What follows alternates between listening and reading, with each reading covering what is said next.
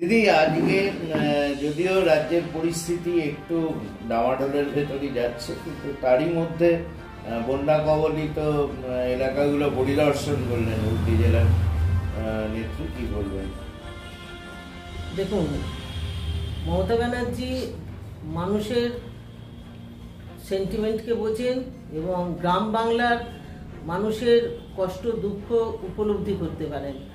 আজকে বন্যার্থ অবস্থায় গ্রাম বাংলার মানুষরা যেভাবে একটা বিপদের সম্মুখীন হয়েছে, সেখানে না গেলেই হয় না। প্রশাসনিক দিক থেকে ওনাকে তো যেতেই হবে না।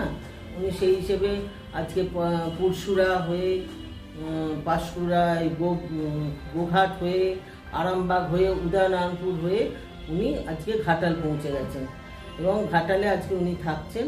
আজকে থেকে উনি কালকে ঘাটাল পরিদর্শন করবেন, করে ফিরবেন। আজকে ডিবিসি জল ছাড়ার জন্য যে গ্রাম বাংলা যেভাবে বন্যায় ভেসে গেছে, সত্যি কিন্তু খুব দুর্বিষহ অবস্থা ওইসব জায়গাগুলো। মানে একতলা বাড়ির সমান জল উঠেছে সব জায়গায়। এবং এটা তো ম্যানমেড না, এটা এইভাবে জল যদি এত কিছু না ছাড়া হতো, তাহলে পরে তো আজকে এই জিনিসটা ঘটতো না। এবং ওই দিকগুলো এমনিতেই বন্যা কবলিত জায়গা।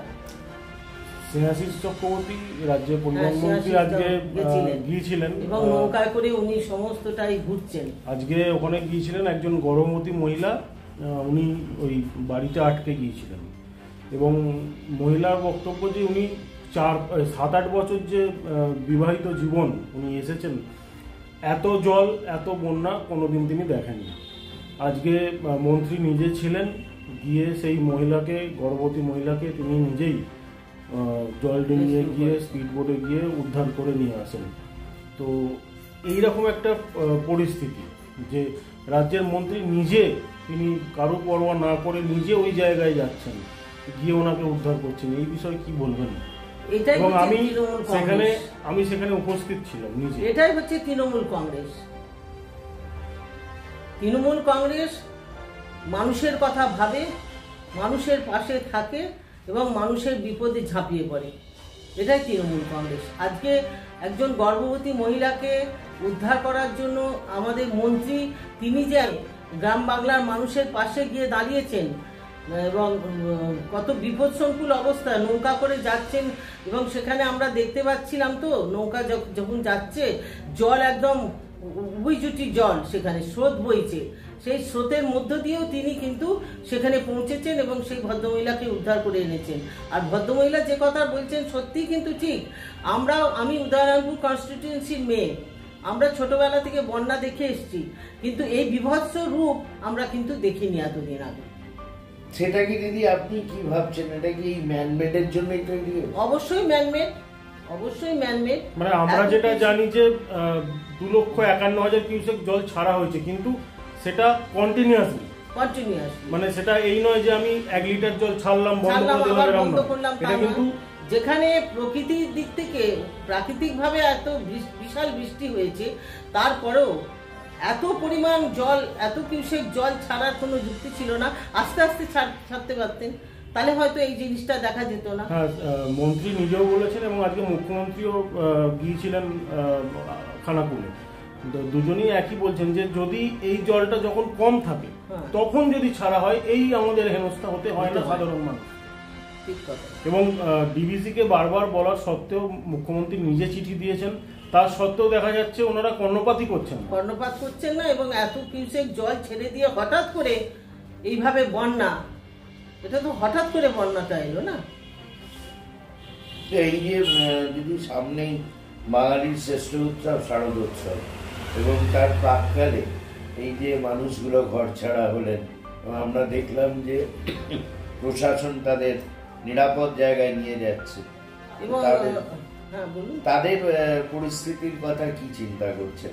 অবশ্যই সরকার নিশ্চয়ই এটা নিয়ে চিন্তা ভাবনা করছেন এবং যে সমস্ত জায়গাগুলো বন্যা হয়েছে সেই সমস্ত মানুষের নিরাপত্তার কথা নিশ্চয়ই আমাদের সরকার ভাবছেন। তারা তাদের নিরাপদ জায়গায় পৌঁছে দেওয়ার জন্য তিনি ব্যবস্থা নিয়েছেন অলরেডি, এবং সমস্ত জায়গায় তিনি প্রশাসনকেও বলে দিয়েছেন যে যাতে তাদের কোনো রকম অসুবিধা, তাদের ওষুধ, খাবার বা পানীয় জল ইত্যাদি তাতে কোনো রকম অসুবিধা তারা না পড়ে এবং তাদের যাতে নিরাপদ জায়গায় রেস্কিউ করে আনা যায় সেই ব্যবস্থাও তিনি করছেন।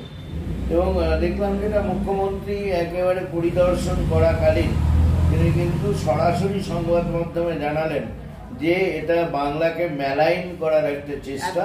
অবশ্যই কি বলবেন?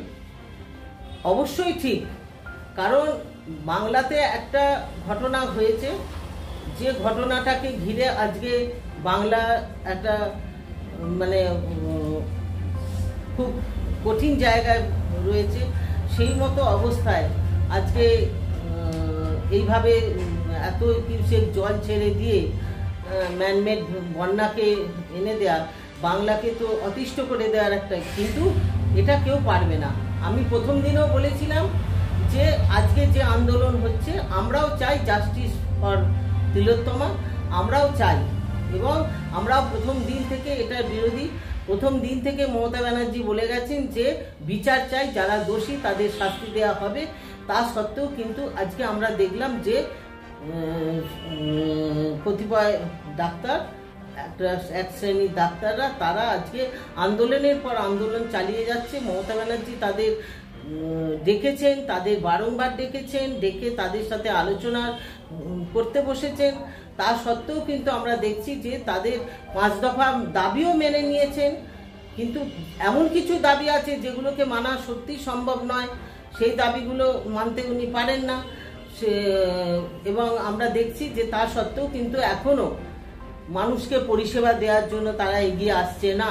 এবং আপনারা জানেন যে শুধু আজকে তিলোত্তমা মারা গেছে বলে আজকে যে আন্দোলন হচ্ছে, এরকম তো অনেক তিলোত্তমা মরে যাচ্ছে, অনেক ছেলেরা, অনেক পুরুষরাও মারা যাচ্ছে, অসুস্থ হয়ে আসছে, ডাক্তারি পরিষেবা পাচ্ছে না। পরিষেবা 30 জনের মতন আজকে পরিষেবা না পেয়ে যে মারা গেল, তারাও তো কারুর না কারুর সন্তান, কারুর না কারুর স্বামী, কারুর না কারুর পুত্র কন্যা। তাহলে তাদের জন্য কে জাস্টিস চাইবে? এই জাস্টিসটা কারা দেবে? আমরা একটা জাস্টিস নিয়ে চেঁচামেচি করছি, একটা জাস্টিস নিয়ে প্রতিবাদ করছি, আন্দোলন করছি। আমরাও এই আন্দোলনের পক্ষে রয়েছি, আমরাও এই জাস্টিসের পক্ষে রয়েছি, কিন্তু একটা পক্ষকে মেরে আর একটা পক্ষকে আন্দোলন প্রতিবাদ করা এটা নিশ্চয়ই হবে না, মিটে যাওয়া উচিত। কারণ মুখ্যমন্ত্রী অনেক